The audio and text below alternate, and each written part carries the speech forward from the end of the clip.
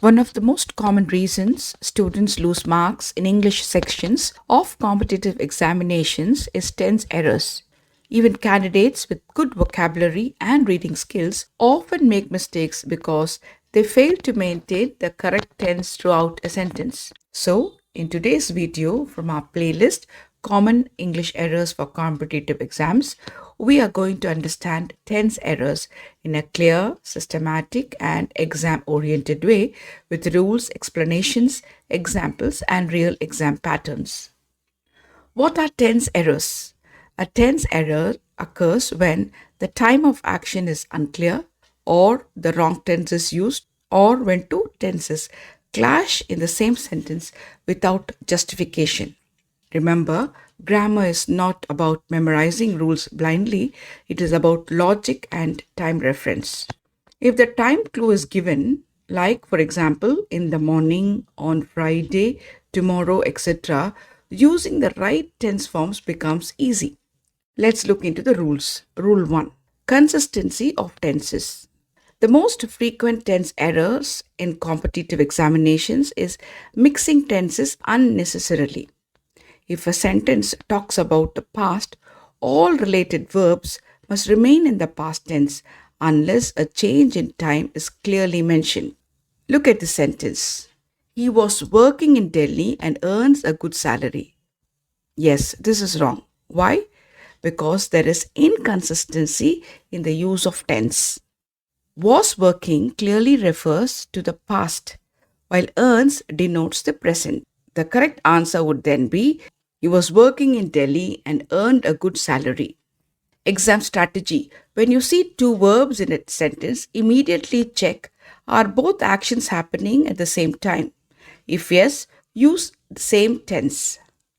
Rule 2: Universal truth: always use simple present.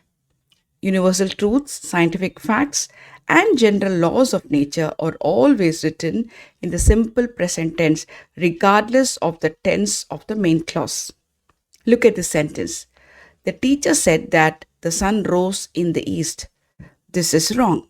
The teacher said that the sun rises in the east because it is simply a universal truth or fact. Sun always rises in the east. Rule to remember: universal truth always take the simple present tense, like cow gives us milk, sugar is sweet, etc. Common exam trap. Examiners deliberately use reporting verbs like said, told, explained to confuse you, as in the above example. Rule to remember: in universal truth, the tense remains simple present. Rule 3: simple past versus present perfect. This is one of the most tested tense concepts in Indian competitive exams. Simple past is used for action completed at a definite time in the past, while present perfect tense is used for an action that happened at an unspecified time in the past, and it is relevant because it happened and not because when it happened. Keywords to remember to use in the simple past tense sentences.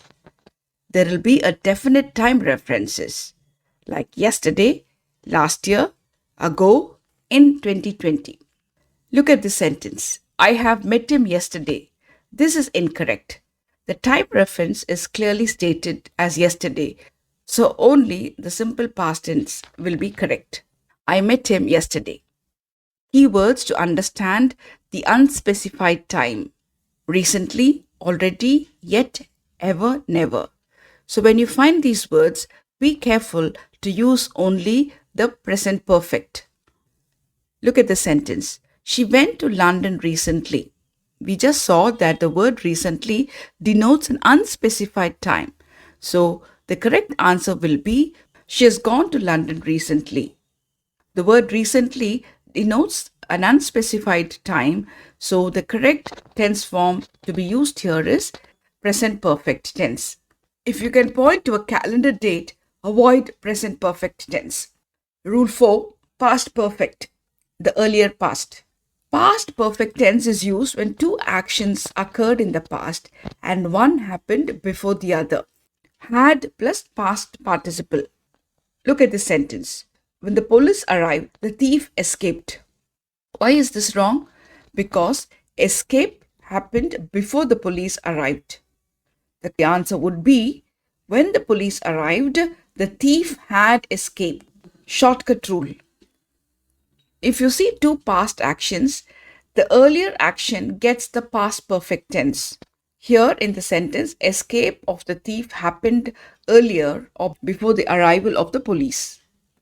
Future tense in time and condition clauses. This is the classic SSC and banking exam trap. Clauses with if, when, before, after, as soon as, unless do not use future tense if the meaning refers to the future.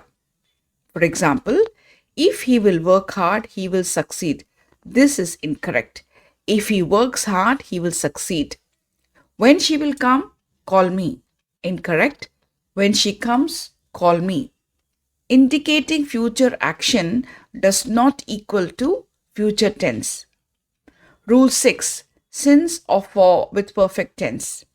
We use since when there is a reference to a point of time. We use for when the reference is to the period of time. Both since and for usually require present perfect or present perfect continuous tenses. Look at this sentence.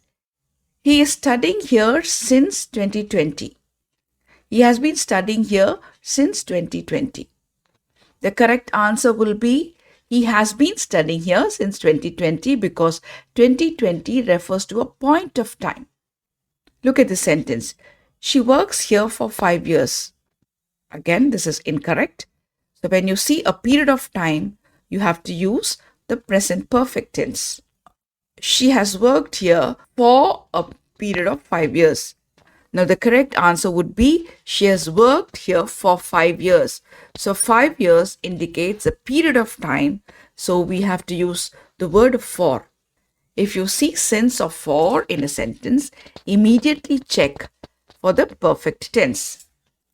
Tense in reported speech.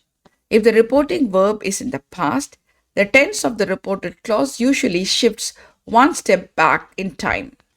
In a sentence like this, he is tired. In reported speech, the sentence becomes, he said that he was tired. Look at this sentence. He said that he is tired. This is a wrong statement, but the correct statement would be that he said that he was tired. Exception to this rule, universal truths remain unchanged. He said that honesty is the best policy. Let's have some practice. Question. By the time we reached the hall, the program started. Is this sentence correct or incorrect?